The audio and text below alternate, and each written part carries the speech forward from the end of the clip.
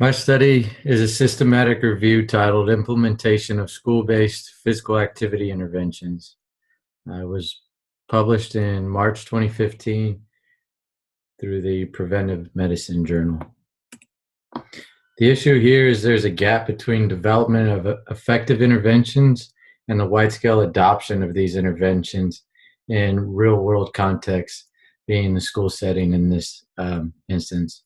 So implementation is defined as a specific set of activities designed to put into practice an activity or program of known dimensions, and it encompasses all aspects of the process of program delivery. Furthermore, we're looking to be able to bridge the gap between development and adoption. So there's a critical need to understand factors related to program implementation, more specifically the contextual understanding. Potential benefits to school-based PA interventions are health, cognitive function, classroom management, self-concept. Components of implementation are fidelity, dose received, quality, responsiveness, differentiation, and adaptation. The methods of this study, the framework was a systematic review of more than 500 health promotion interventions targeting children and youth, including physical activity.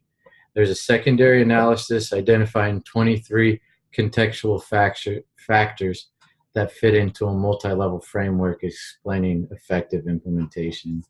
So they categorize these factors into characteristics of the innovation and provider, as well as community level factors, delivery system factors, and the support system.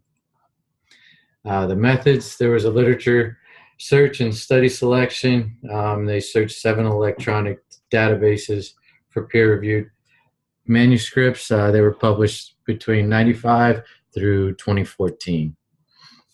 The literature search and study selection had to fall within the components below. Assessed healthy children and adolescents between the ages of 6 to 18. I had to be a school-based physical activity program, and it had to focus on physical activity.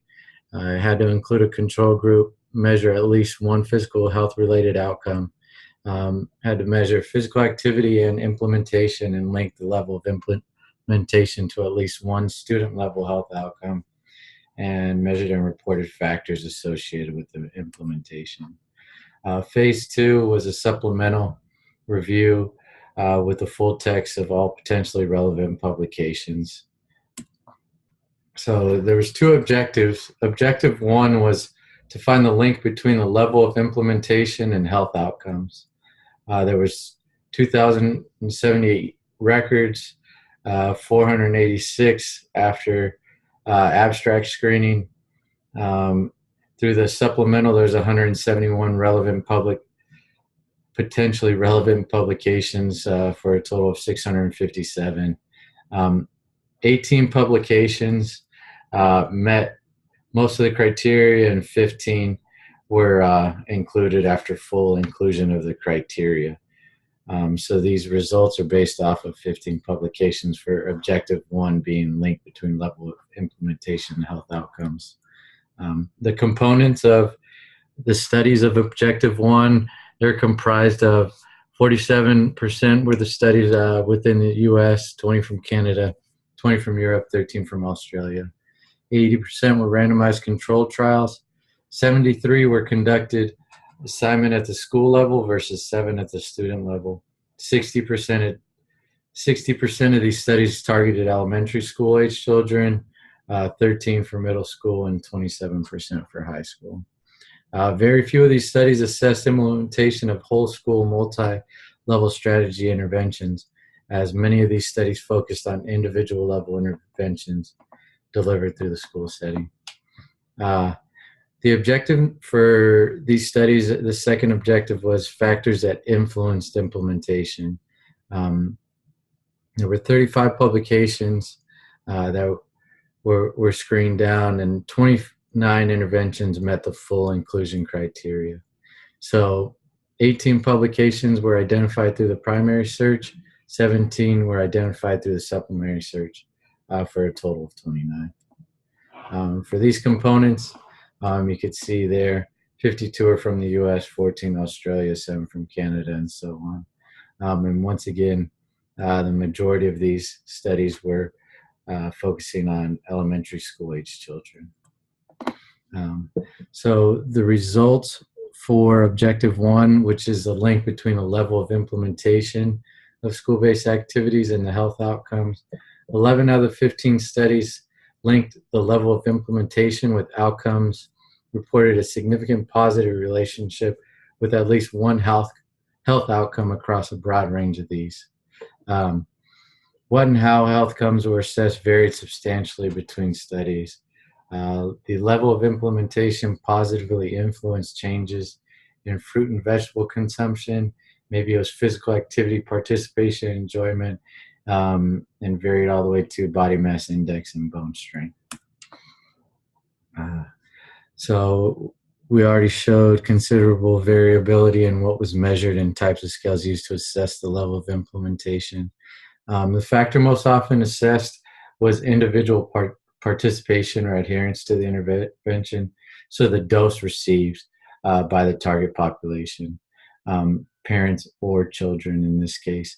10 studies showed a measurement of the target population being parents, while 15 of the studies showed children. A school or teacher level implementation measure was less often provided, or 10 out of the 15 were parent or children, excuse me. A school or teacher level implementation measure was less provided, only 4 studies. 2 intervention studies used a combination of categorical and continuous variables. 14 out of the 15 were efficacy trials. For objective 2, the systematic review identified 22 categories of factors that influence implementation of physical activity interventions in schools. Time surfaced as the most prevalent category related to implementation of a physical activity intervention. More specifically, the participants most often mentioned the amount of time needed to prepare or deliver the intervention. Teacher overload and competing demands were also an influencer to implementation, the quality and availability of resources, supportive school climate, contextual appropriateness, and also availability of training and teacher self-efficacy were also prominent categories that influence implementation. So in the discussion, there were links between the level of implementation of interventions and health outcomes. Most of these studies were efficacy trials, which focused on individual level interventions delivered through the school setting rather than on a whole school approach.